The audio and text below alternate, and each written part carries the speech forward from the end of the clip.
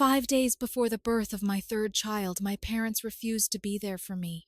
And don't ask me to babysit your children for free, my mother said. I cried quietly and said nothing. 2 weeks later, my phone exploded with text messages from my mother. Help pay the mortgage urgently.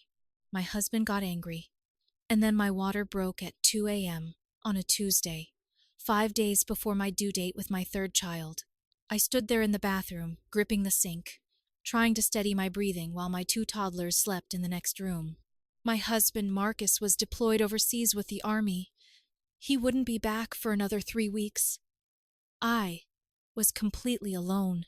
Well, not completely. I had my parents, or so I thought. I called my mother first. The phone rang 4 times before she picked up, her voice groggy and annoyed. Laura, do you know what time it is? Mom, my water just broke. I need to get to the hospital. Can you come watch Lily and Connor? There was a long pause. Too long. Your father and I have plans tomorrow morning, she finally said. We're driving to Atlantic City for the weekend. We've had this trip booked for months. I felt my throat tighten. Mom, I'm having a baby. Your grandchild. Well, that's wonderful, dear. But surely you can figure something out. What about Marcus's mother? She's in Oregon, Mom. She can't just, then, call a babysitter. Or that neighbor of yours. What's her name? Carol. I'm sure she'd be happy to help. My hands started shaking.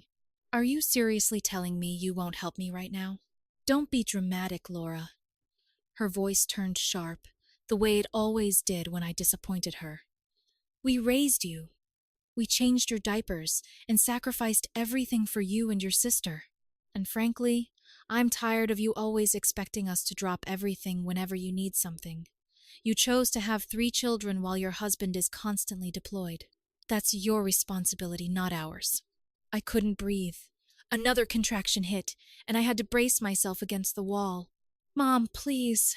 And while we're on the subject, she continued, her tone ice cold, don't ask me to babysit your children for free anymore. If you need childcare, you can pay for it like everyone else. Your father and I are retired. We've earned our rest. I stood there, tears streaming down my face, unable to speak. We'll visit when the baby arrives, she said dismissively. Sometime next month, perhaps. Good luck, dear. She hung up. I slid down the bathroom wall and cried quietly, trying not to wake Lily and Connor. Do you think a mother should say that to her daughter when she's about to give birth? I honestly couldn't believe what had just happened. 20 minutes later, I called my sister Jessica. Maybe she would understand. Maybe she would care. Jess, I know it's late, but I really need your help. Mom already texted me, she interrupted. Look, Laura, I have my own life. I can't just drop everything because you decided to pop out another kid.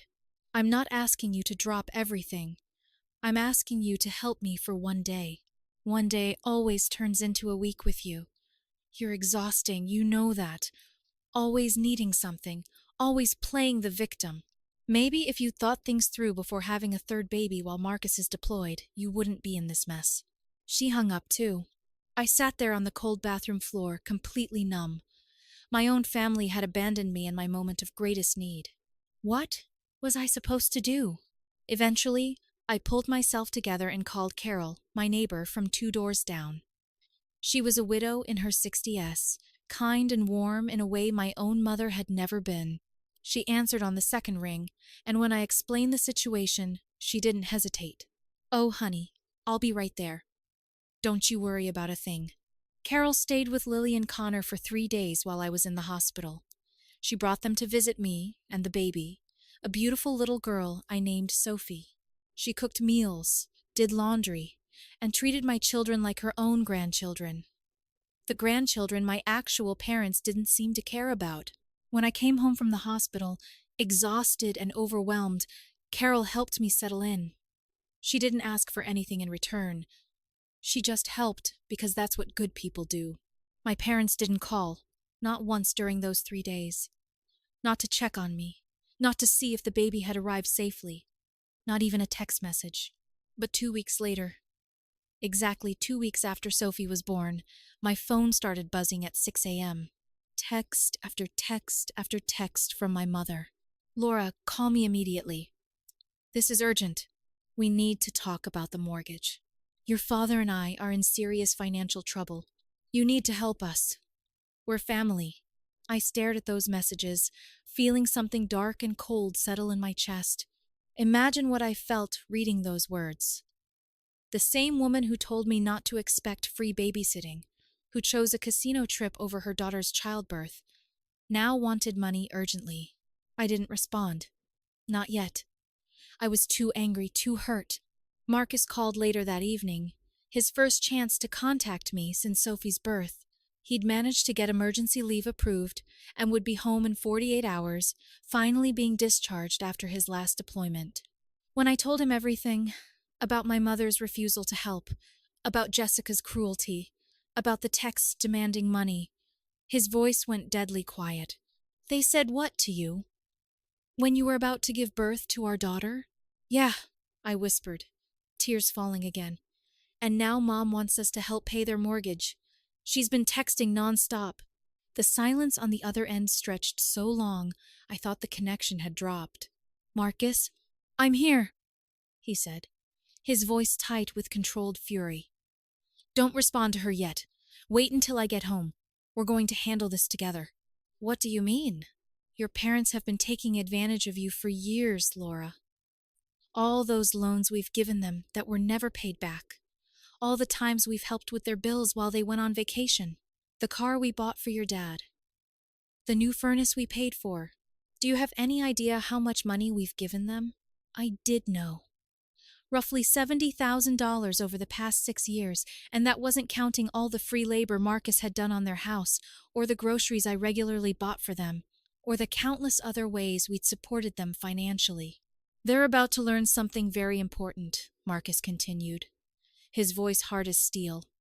Actions have consequences. What do you think he was planning to do? Because I had no idea what was coming. But I knew my husband well enough to know that when Marcus got that tone in his voice, he meant business. And honestly, after everything my parents had put me through, after the way they'd abandoned me when I needed them most, I was ready to watch them face those consequences. Marcus came home 48 hours later. I'll never forget the way he walked through that door, exhausted from travel, still in his uniform, but his eyes went straight to me and baby Sophie. He held us both for a long time, not saying anything. Then he kissed Lily and Connor, who'd been climbing all over him. After the kids were in bed, we sat at the kitchen table. My phone was still buzzing with messages from my mother. She'd sent 17 texts in 2 days. Please, Laura, we're desperate. The bank is threatening foreclosure. We need $8,000 by the end of the month. After everything we've done for you. Marcus read through them all, his jaw clenching tighter with each one. Then he pulled out a folder from his bag, thick, organized with tabs. What's that? I asked. Records. Every dollar we've given your parents since we got married. Every loan that was never repaid. Every bill we've paid for them. He spread the papers across our kitchen table, bank statements, canceled checks, screenshots of my mother promising to pay us back next month. I don't think I knew it was this much. Seeing it all laid out like that, my hands started shaking. $73,412, Marcus said flatly. That's what they've taken from us over 6 years. Not borrowed, Laura. Taken. I felt sick. That's almost enough for a down payment on a bigger house, or Sophie's college fund, or our retirement. He looked at me, eyes gentle despite his anger. You know what they spent that $8,000 on last year? The money they desperately needed for property taxes? I shook my head. Atlantic City. I found the credit card statements your mom left here after Thanksgiving. They gambled it away. All of it. The room started spinning. All those times my mother made me feel guilty for having nice things. All those comments about us showing off when we bought a new car, and they'd been gambling away our money. What do we do? I whispered. Marcus's expression hardened. We do exactly what they taught you. We take care of ourselves first. The next morning, Marcus drafted a response. Hi, Helen. This is Marcus. Laura is recovering from childbirth and dealing with a newborn, so I'm handling family matters. Regarding your request for $8,000, we won't be able to help. In fact, we won't be providing any further financial assistance going forward. We have 3 children to support on 1 income. I'm sure you understand. Mi finger huwelvasin. She's going to lose her mind. Let her, Marcus said calmly. What's she going to do? Refuse to babysit? The bitter irony made me actually laugh. I pressed send. The response came within 3 minutes. My phone started ringing immediately. My mother, then my father, then Jessica, then my mother again. Marcus gently took my phone and turned it off. You don't owe them an explanation. But here's the thing. I felt guilty. Isn't that crazy? They'd abandoned me during childbirth, and I still felt guilty saying no. Years of conditioning don't just disappear. The calls continued for 3 days. Voicemails, my mother crying, then angry, then crying again. My father calling me selfish. Jessica calling me heartless. Carol, my neighbor, noticed I seemed stressed when she brought groceries. I broke down and told her everything. Oh, honey, she said, hugging me. You're doing the right thing. Those people don't deserve a daughter like you. But they're my parents, I sobbed. Cruel is what they did to you. Setting boundaries isn't cruel. It's necessary. Her words helped, but the guilt still ate at me. Do you think I was wrong to cut them off? Then about a week later, something unexpected happened. My Aunt Linda called my mother's older sister, who I hadn't spoken to in almost 2 years. Laura, it's Aunt Linda. Please don't hang up. I'm not going to hang up, I said carefully. Your mother called me about this mortgage situation. She's very upset, and honestly, Laura, I wanted to tell you. Good for you. I almost dropped the phone. What? Good for you. I've watched your parents bleed you dry for years. Your mother calls me constantly bragging about how much you helped them. It made me sick because I knew she was manipulating you. You knew? Linda took a deep breath. Laura, I need to tell you something. Your parents aren't actually in danger of foreclosure. They paid off their mortgage 3 years ago. The world stopped. What? They own their house free and clear. Your grandmother left them almost $200,000 when she died. They paid off the mortgage and invested the rest. They're fine, Laura. More than fine. I couldn't breathe. Marcus saw my face and rushed over. I put the phone on speaker. But Mom said the bank was threatening foreclosure, I managed to say. She lied. They want money for their lifestyle, gambling, trips, shopping. Your father is addicted to online poker. They've blown through most of Grandma's inheritance, and now they're trying to maintain the same lifestyle by taking from you. Imagine finding out everything you've stressed about was a complete lie. I wanted to scream. Why didn't you tell me before? I asked, my voice shaking. Your mother and I weren't speaking for 2 years. We fought when I told her to stop using you as an ATM. She cut me out. But when she called yesterday, crying about her ungrateful daughter, I realized I couldn't stay silent anymore. Marcus's hand found mine and squeezed. His face was absolutely murderous. There's one more thing, Linda said quietly. Your mother told everyone in the family that you refused to help because Marcus controls all the money and keeps you isolated. She's playing the victim, making you look like the bad guy. That's when something inside me finally snapped. All those years of guilt. All those times I'd gone without so they could have more. The delayed home renovations, the smaller Christmas presents for my kids because we'd helped with their emergency dental work that was probably another gambling trip. And they'd lied about all of it. Aunt Linda, I said, my voice cold and clear. Thank you for telling me this. What are you going to do? Show them what real consequences look like. After we hung up, Marcus and I sat in silence. I'm done feeling guilty, I finally said. Good, Marcus said. I've been planning something, and with Linda's information, we have everything we need. What do you think we did next? Because we didn't just cut them off financially. Oh no. My husband had been planning something much bigger, and honestly, I couldn't wait to see the looks on their faces. Marcus spent the next 2 days making phone calls and organizing documents. He was methodical about it, writing everything down, building what he called an airtight case. A case for what? I asked, watching him work while I fed Sophie. You'll see, he said with a small smile. Trust me. On Thursday, he gathered me, Aunt Linda, and Carol in our living room. Yes, Carol. She had become like a real grandmother to my kids. Here's what we're going to do, Marcus said, opening his laptop. On the screen was a detailed spreadsheet, every transaction to my parents, with dates and amounts. I've also pulled their property records. Public information shows the mortgage was satisfied 3 years ago, just like Linda said. Aunt Linda nodded approvingly. Smart man. We're sending this to your parents with a simple message, Marcus continued, looking at me. They have 48 hours to publicly acknowledge they lied about their financial situation and apologize to Laura. Or we send this documentation to every family member who's been calling you selfish. My mouth fell open. You want to expose them? I want them to have a choice, Marcus corrected. They can come clean, or the truth comes out anyway. But this manipulation stops now. Do you think that was too harsh? Part of me wanted them to hurt like they'd hurt me, but another part felt terrified. Carol squeezed my hand. Honey, sometimes people need consequences before they can change. That evening, Marcus sent the email. Mom and Dad, we know the truth about the paid-off mortgage and Grandma's inheritance.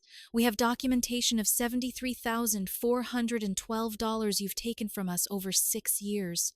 You have 48 hours to send a message to the family group chat explaining you lied and apologizing to Laura for abandoning her during Sophie's birth.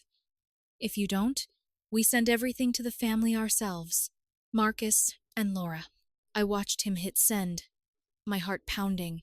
20 minutes later, my father called. Marcus answered on speaker. How dare you threaten us? My father shouted. You can't blackmail your own family. We're not blackmailing anyone, Marcus said calmly. We're asking you to tell the truth. You made Laura look like a terrible daughter. So now you can set the record straight, or we will. You... manipulative. 48 hours, Richard. Marcus hung up. The next day was hell. My mother called 17 times. Jessica sent texts calling me every name in the book. My father left a voicemail saying I was destroying the family. But Marcus stood firm. Every time I wavered, he reminded me of what they'd done. Carol came over that afternoon and found me crying at the kitchen table. They're never going to apologize, I sobbed. They're too proud. None of this is your fault, Carol said firmly. You didn't lie. You didn't manipulate. They did this, Laura. That night, with 6 hours left on the deadline, Aunt Linda called. Laura, check the family group chat right now. My hands shook as I opened it. There was a message from my mother, posted 30 minutes ago. I need to say something to everyone. Richard and I have not been honest. We are not facing foreclosure. We paid off our mortgage years ago with inheritance money.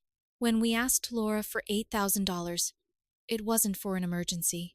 We've been spending beyond our means. We also need to apologize to Laura. We refused to help when she went into labor with Sophie, and we said cruel things. We were wrong. We're deeply sorry. I stared at the screen, tears streaming down my face. They'd actually done it. Then I kept reading, message after message from family members. Helen, I'm shocked. You told me Laura refused to help you when you were desperate. My cousin Amanda wrote, Aunt Helen, you called me crying about how Laura abandoned you. I can't believe you lied.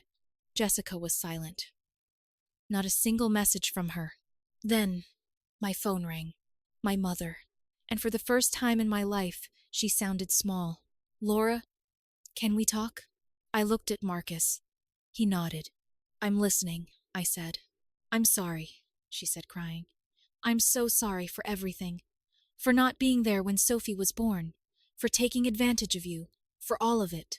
It just felt tired. Why did you lie about the foreclosure? Long pause. Because I was embarrassed. Your father and I made terrible financial decisions. The gambling we've burned through almost everything Grandma left us. Instead of being honest, I kept taking from you because you always said yes. It was the most honest thing she'd ever said to me, And the things you said when I was in labor? I have no excuse, she whispered. I was selfish and cruel. You needed me, and I chose a casino weekend. What kind of mother does that? Imagine hearing your mother finally acknowledge what she'd done. Mom, I said slowly, I appreciate the apology. But things can't go back to how they were. I know, she said quickly. I understand. I mean, we need boundaries. No more asking for money, no more guilt trips, and you need to get help for the gambling. Both of you. We will, she promised. Your father already contacted Gamblers Anonymous. Our first meeting is tomorrow. I looked at Marcus. He nodded. Your call. We can try. But Mom, if you ever treat me like that again, I won't, she said. I swear. I want to be the mother you deserved, and the grandmother Sophie, Lily, and Connor deserve. Over the next few months, my parents actually followed through. My father went to GA meetings 3 times a week. My mother started therapy. They sold their second car to rebuild savings. They babysat when we needed a date night and never asked for payment. My mother helped with laundry when I was overwhelmed. My father built a toy box for the kids. Were they perfect? Oh, no. My mother slipped a few times with passive-aggressive comments that Marcus quickly shut down. But they were trying. Jessica called 2 months later and apologized. Turns out my parents had been manipulating her too, telling her I was too good for family. Once the truth came out, she realized how much she'd been played. I should have been there when Sophie was born, she said, crying. I'm so sorry, Laura. We're rebuilding that relationship too. The biggest surprise came 6 months later. My parents showed up with an envelope. Inside was a check for $25,000.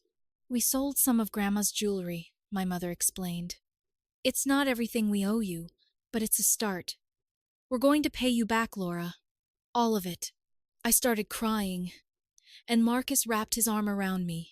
Do you know what the strangest part was? I got my parents back. Not the manipulative versions I'd known, but real, honest, trying to be better versions. And my kids got grandparents who actually showed up. Carol still comes over twice a week, and she'll always be special to us. Marcus showed me that love means protecting each other and setting boundaries. And baby Sophie is too now, surrounded by people who love her, including grandparents who learned that family means showing up when it's hard. So that's my story. Sometimes people need to hit rock bottom before they can change. Sometimes consequences are the only thing that creates real change. Thank you for listening. I'd love to hear your thoughts. Do you think we did the right thing? Have you ever had to set boundaries with family? Please share in the comments. And if this story resonated with you, I'd really appreciate a like. If there's something you think I should have done differently, I'm open to that too. Thank you for being here and letting me share my story.